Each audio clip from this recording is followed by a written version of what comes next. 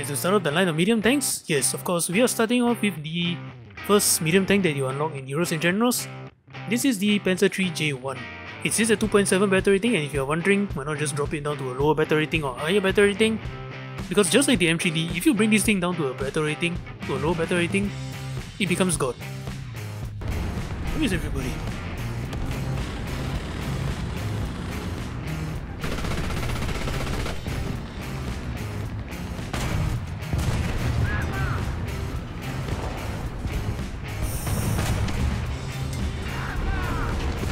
That seriously did nothing. Are you kidding me, game?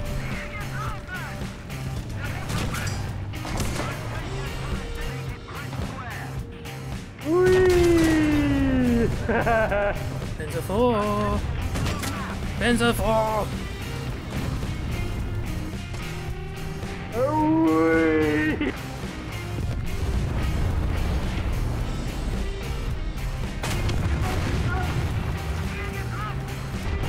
Yeah, my colors were completely good.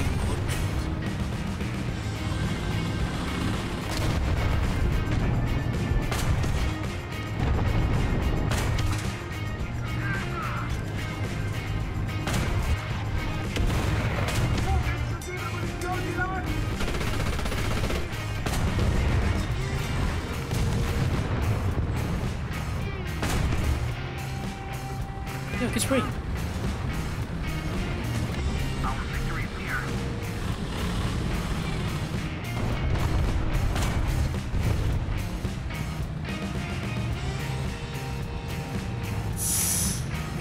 I see what we can do. I don't know if I can pen them.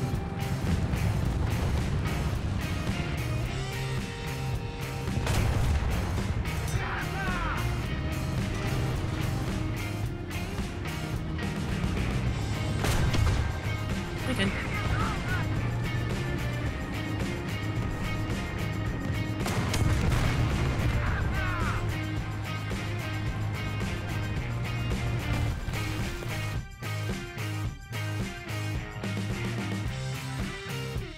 Hey guys, it's JB and welcome back to another episode of Heroes and Generals, but it's warthunder. And in today's video, we are moving out of the recon vehicles and now we are starting off the line of medium tanks. And to start off the line of medium tanks, yes, of course, we are starting off with the first medium tank that you unlock in Heroes and Generals. This is the Panzer 3J1. And it's actually a tank that I kinda wish people would play more, because I'm actually surprised at how well this thing actually performs, especially since it's more or less like the same Panzer 3 you get. And battle rating 3.0, 3.3, pretty much the same except less armor. But at the same time, I kinda understand why they didn't want to play this thing. It sits at battle rating 2.7 and unfortunately there isn't any other vehicles that is at 2.7 that couldn't really back it up. I mean, sure, Panzer SFL-1C, but you can't buy this thing anymore. Mother 3, but do you really want to spawn in an open top vehicle as a second spawn? Considering, this thing concludes as support. Anyway, it sits at 2.7 battle rating, and if you're wondering, why not just drop it down to a lower battle rating or higher battle rating?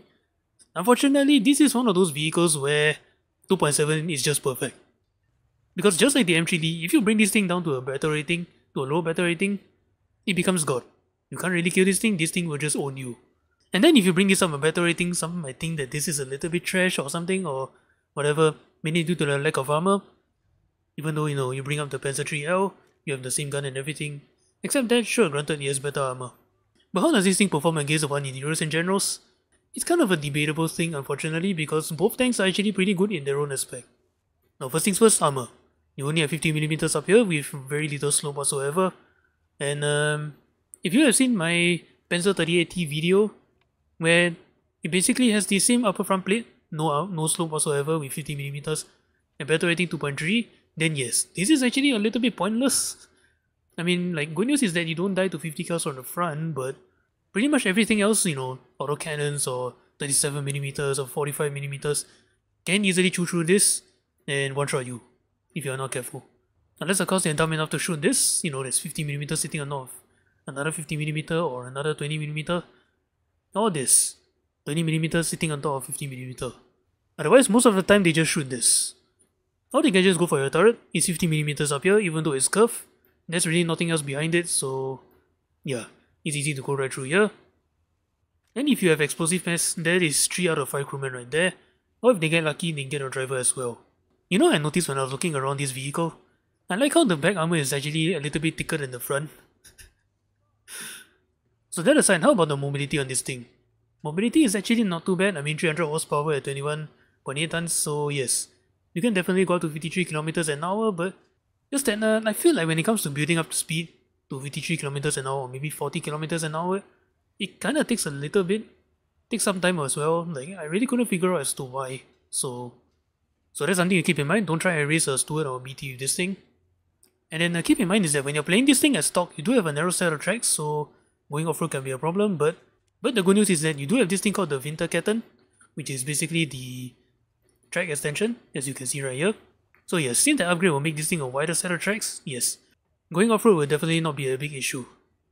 And then moving on, the firepower of this thing, this is the 50mm KWK-39 cannon, the long 50mm on the Panzer III, which is pretty much found in a lot of vehicles actually. Panzer IIIL has it, Panzer IIIM has it, the Puma 50mm right here has it. So yes, as a 50mm goes, this is the shell that we'll be using, the armor-piercing cap shell, that pans up to 106mm of armor, with 17 grams of explosive mass. One-shotting tanks will definitely be a bit of an issue with this thing at times, especially when you hit it like directly at the turret or whatever. The explosive mass may not be able to one-shot the tank, but at least it's enough to take out most of the crewmen in the general area. Now penetration, this is something you need to keep in mind, especially when you have no idea what you're doing with this thing. 106mm of penetration is actually not too bad. I mean, granted you are at 2.7 battle rating, most of the time you are facing lightly armored vehicles. Especially when you get down tiered, you will become Death, Destroyer of low tier, but when you get up tiered, the real question is what else is new. So as long as you know what you're doing with the 50mm, the Sherman 75mm or whatever, then this shell should not be too big of a challenge for you. Now you do have access to APCR, I say maybe bring 10 or so. It's not really meant to be a main shell. It's only good if you are taking out an enemy tank that you can't penetrate from the side. Otherwise, most of the time, the APC shell should be good enough for most cases.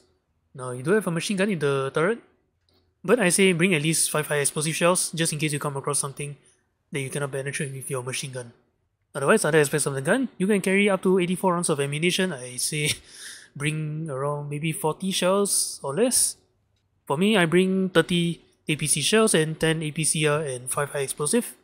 That way, they're all going to be down here in just these 2 ammo rack right here. Everything else is empty. And because of that, I die because either bomb, overpressure, or crewman.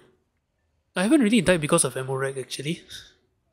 Now you do reload as fast as about 5 seconds, but if you put points into your crewman, especially in your loader and your commander, and then expert crew the guys up, you can drop it a whole second lower, which is very good because most tanks you come across at 2.7 or lower battle rating can fire around 3 to 4 seconds per shot. This should actually put you on par with them with a much scarier shell. Vertical guidance, negative tank gun depression, which is pretty excellent. Most tanks are about that same gun depression. And finally, no gun stabilizer. That's something you need to keep in mind because drive fast, drive slow, your gun does bounce quite a fair bit. So all in all, how does this thing fare against the one in Heroes and Generals? It's kind of a left and right thing. I mean, both are pretty good tanks in their own rights. Like warthunder, if you know what you're doing, the 50mm, you can really tear up most tanks you come across, especially at this low of a battle rating. And the one in Heroes and Generals, yeah, if you know what you're doing with the 50mm, you can actually outgun even T-34s. And not to mention, once you unlock high explosive in the Panzer III in Heroes and Generals, with the reload on that bitch, you basically become MG42, but instead of 8mm Mauser bullets, you are shooting 50mm high explosive shells at the enemy infantry. Ay. I mean, watch this video in the top right and you know exactly what I'm talking about. If you want to take the state of the tanks at the end of Heroes and Generals, I say War Thunder is better. And the reason is because shells got nerfed, explosive got nerfed, everything got nerfed, and the armor basically becomes broken as shit. To the point where Panzer III J1 is really not worth the effort at all. So, I guess War Thunder takes this crown by a long shot. But anyway, that's all I gotta say about the Panzer III J1. Now let's take this thing out to battle, then let's just annihilate everybody we look at, shall we?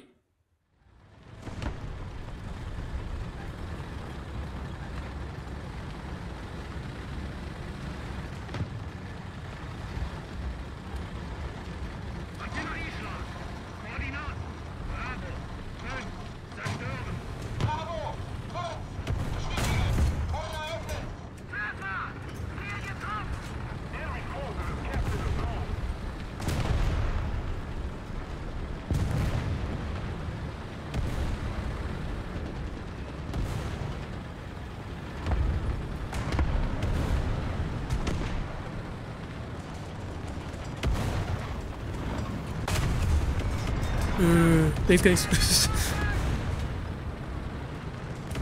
Wasn't paying attention for a second. Allied forces have captured a zone.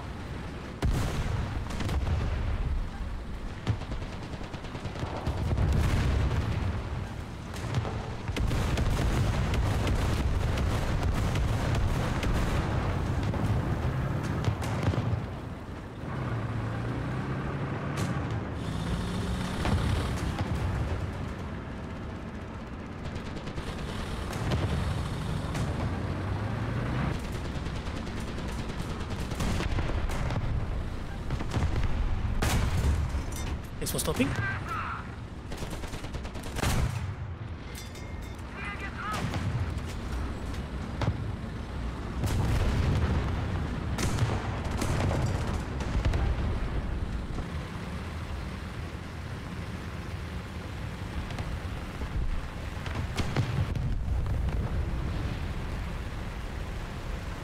I'm just gonna leave it here.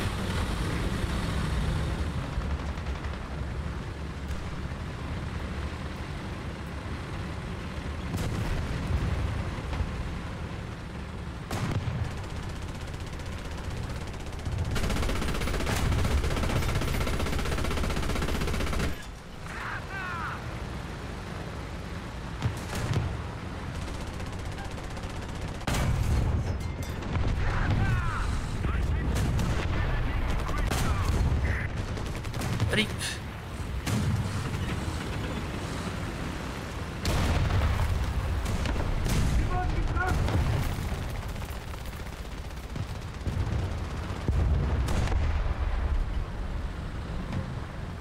Another zone captured. We have the advantage.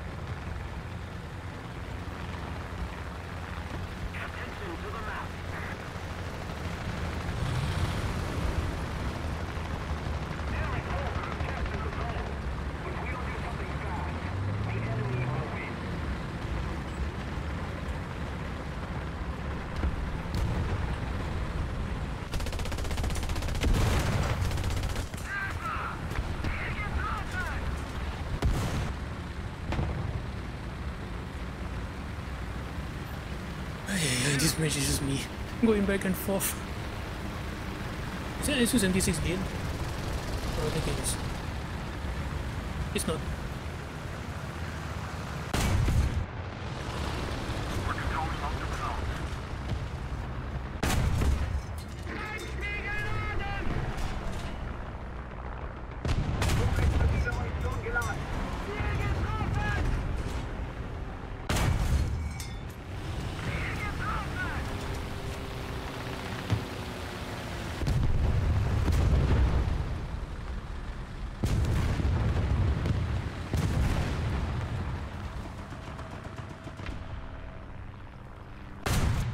Thank you for stopping.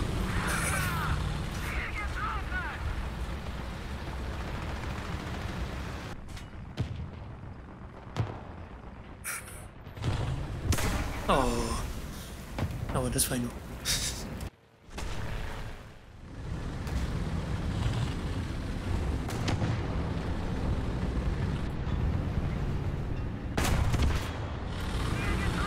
Sorry to see it.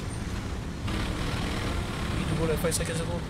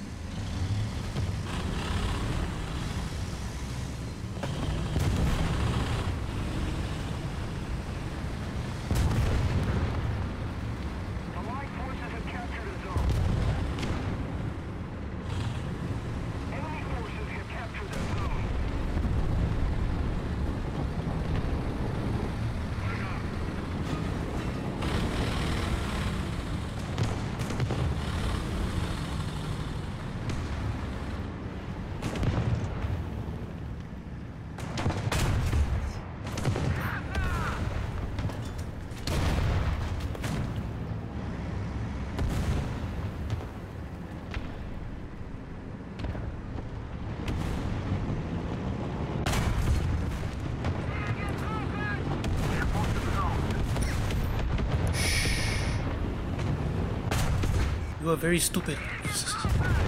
You are made of stupid. Oh, seriously, how the hell did you not see me shoot a friend behind you?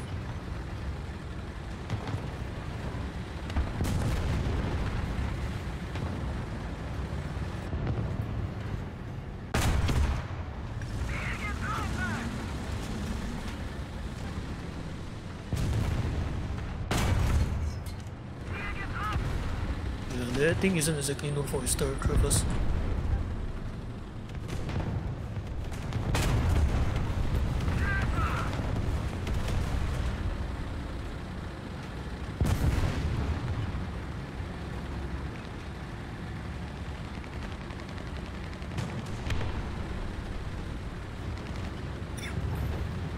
And he's gonna run out of engine power in a sec.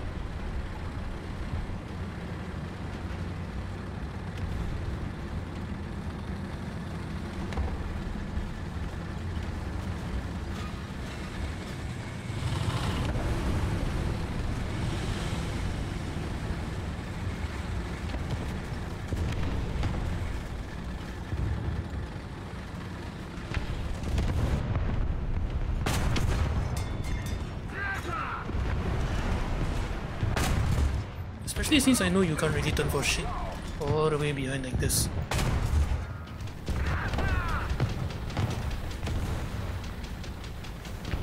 And goodbye. I say goodbye.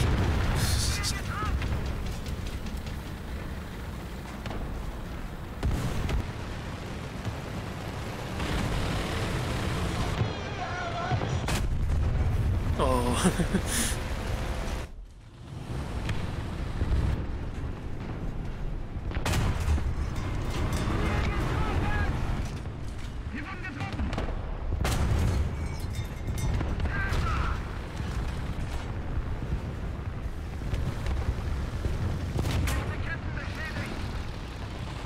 There's an entry knee. If a moment can get that guy for me, please, I would really appreciate it.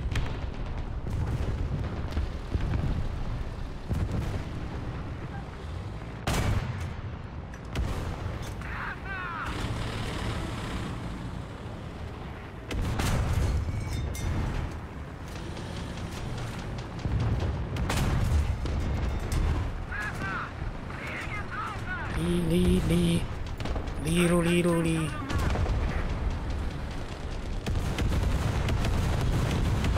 You have to deal with that yourself. I have an entry looking at me.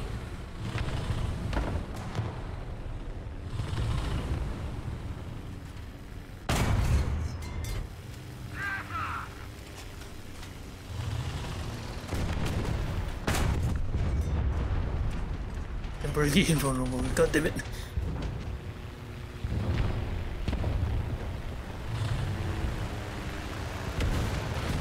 Oh, big target.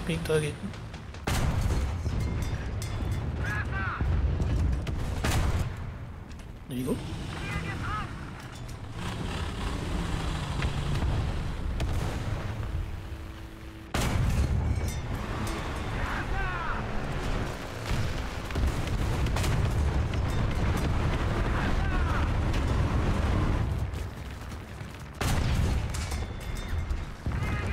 Why didn't you move?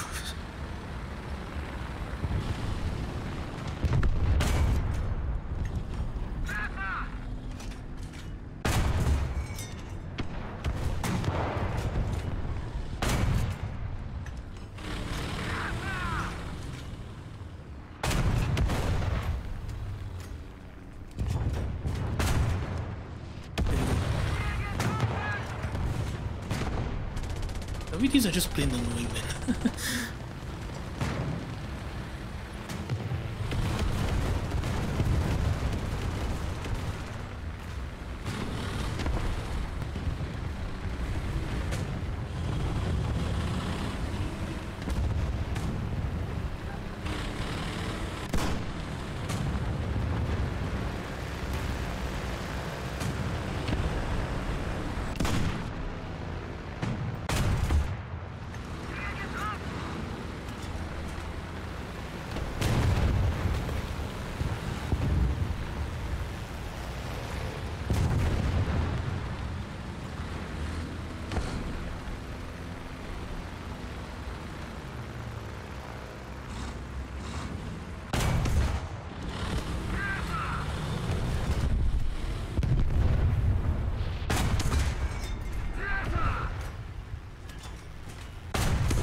There we go.